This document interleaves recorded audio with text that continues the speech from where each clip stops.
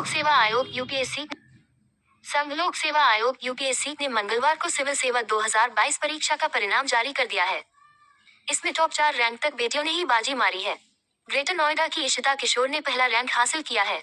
दूसरे स्थान पर गरिमा लोहिया और तीसरे स्थान पर उमा हाथी एन है। चौथे स्थान पर प्रयागराज की स्मृति मिश्रा है। अमर उजाला.com ने स्मृति से विशेष बातचीत की। स्मृति से इंटरव्यू में काफी कठिन और रोचक सवाल पूछे गए थे।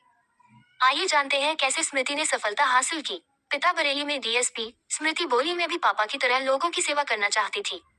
स्मृति मिश्रा के पिता राजकुमार मिश्रा बरेली में सीओ सेकंड के पद पर तैनात हैं। राजकुमार मिश्रा ने इंस्पेक्टर से डीएसपी तक का सफर तय किया है। स्मृति कहती है, पिता लोगों की खूब मदद करते हैं। मैं भी उनकी तरह जरूरतमंद लोगों की मदद करना चाहती थी। महिलाओं को उनका हक दिलाना चाहती थी। इसलिए मैंने शुरू में ही तय कर लिया था कि मुझे आईएएस अफसर बनना है। स्मृति की मां नीता मिश्रा गृहिणी है। स्मृति बताती है कि मां ने भी हमेशा मुझे आगे बढ़ाया, मुझे हौसला दिया। आज मैं जो कुछ भी हूँ वो मेरी माँ और मेरे पिता की वजह से। दोनों ने मुझे हर कदम पर साथ दिया। उस वक्त भी जब मुझे लग रहा था कि मैं यूपीएससी नहीं कर पाऊंगी। आगरा से स्कूलिंग, डीयू से स्नातक। स्मृति ने आगरा से 12वीं तक की पढ़ाई की है। इसके बाद वह दिल्ली आ गई। यहाँ मिरिंडा कॉलेज से उन्होंने बीएससी की पढ़ाई की। अब डीयू से ही लॉ की पढ़ाई कर रही हैं। स्मृति मिश्रा कहती है, मैंने कभी इस बात पर ध्यान नहीं दिया कि मुझे 8 घंटे पढ़ना है या 10 घंटे।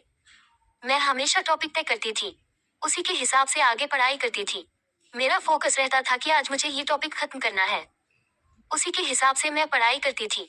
स्मृति आगे कहती है, पढ़ाई पर फोकस करने के लिए मैंने सोशल मीडिया से भी दूरी बना ली थी। केवल व्हाट्सएप के जरिए ही अपने दोस्तों और परिवार के सदस्यों से जुड़ी रहती थी। उदाहरण, दूसरे प्रयास में जब सफल नहीं हुई तो उम्मीद ही छोड़ दी थी। स्मृति कहती है, दूसरे प्रयास में जब मैं प्री क्वालिफाई नहीं कर पाई तो मैं टूट सी गई थी। मुझे लगा कि मैं यूपीएससी नहीं कर पाऊंगी। उस वक्त मेरे सीनियर्स ने मुझे हौसला दिया। तब मैंने फिर से तैयारी शुरू की, लेकिन पर्सनली अटैच नहीं हो पाई। लेकिन इस बार मुझे बेहतरीन सफलता मिल गई। मैं खुश हूँ। स्मृति ने कहा, जब कोरोना के समय लॉकडाउन था, तब मैंने उस समय का भरपूर उपयोग अपनी तैयारियों में किया।